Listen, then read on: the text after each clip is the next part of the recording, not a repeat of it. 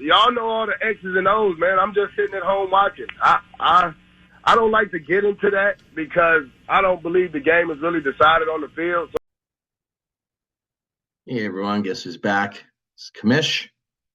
Back here with another draft preview. This time we got my man Robert and Pukin Dogs, a guy that's actually was a tier 1 original. Ended up dropping in a bad year. He's a 3-time East champion in the tier 1, so he's won that division 3 times. So definitely has some accolades to get back to tier 1. Here in tier 2, obviously it's been a struggle to get back. We have Sean or other commission tier 1 that says, oh, it's easy to win tier 2. I think he's wrong, right? There's a lot of good owners in here, and Robert, you're starting to find that out as well. The big story on your season last year was the controversial trade with your wife on the way out, or I guess your partner or whatever. There was a couple of people that voiced their displeasure about the trade. Me personally, I thought it was okay. Maybe you might have won on the tilted trade a little bit there, but from my perspective, it didn't really do anything for you in the season, and now it's going to affect you in this season in negative ways. So let's just get into your preview.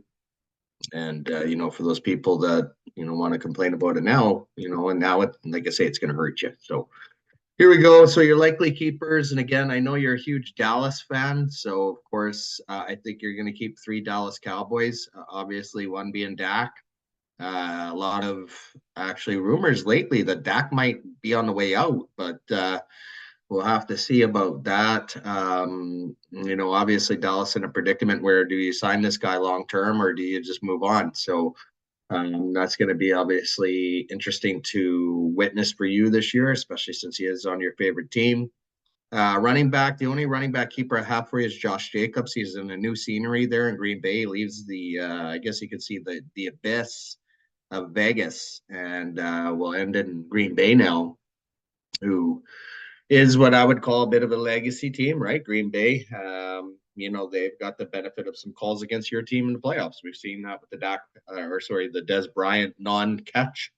So obviously, I think Jacobs knows, hey, Green Bay might be a way for me to win some games and get better. Obviously, he was a great fantasy player last year.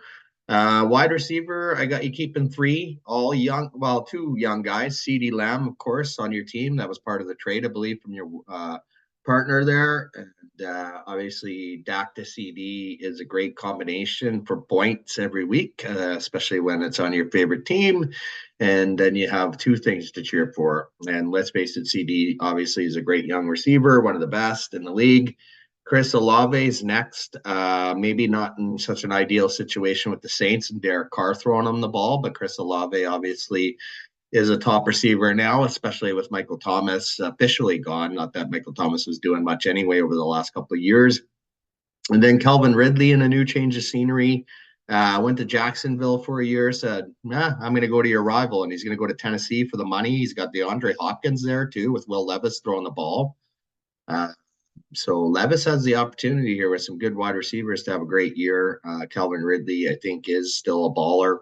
Hard to believe they suspended him for a year for gambling, when really gambling rules the NFL, and that's all they promote. But pretty funny. And then at IDP, I got Micah Parsons. Obviously, you're going to keep your man in Dallas, and I think that's what you're going to do. I had other potential keepers as potentially Rachaad White. A lot of risk there, I think.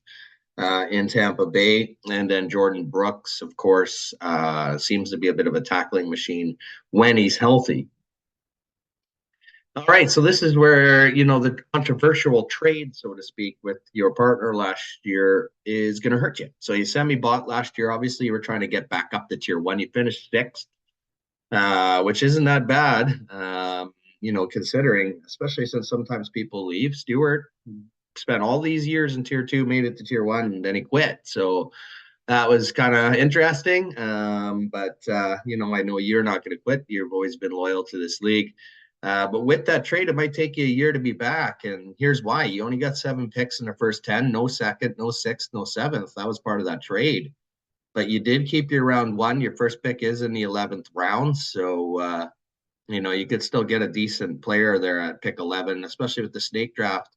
But with no second, that's going to hurt you because you don't get that early pick in the second round. And then rounds 11 to 20, we got 11 picks, two in round 18. And rounds 21 to 29, I got 11 picks, two in 22 and in two in 24. And again, that was part of that trade.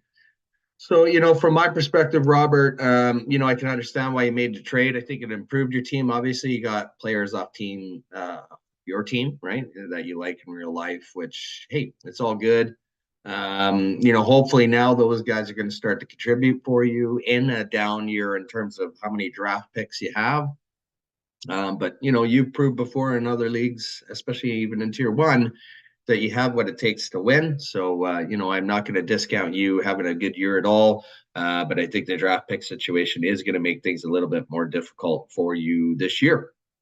All right. Well, I just want to say at the end of the year, good luck, Robert. And I hope to see you in tier one here one day again soon.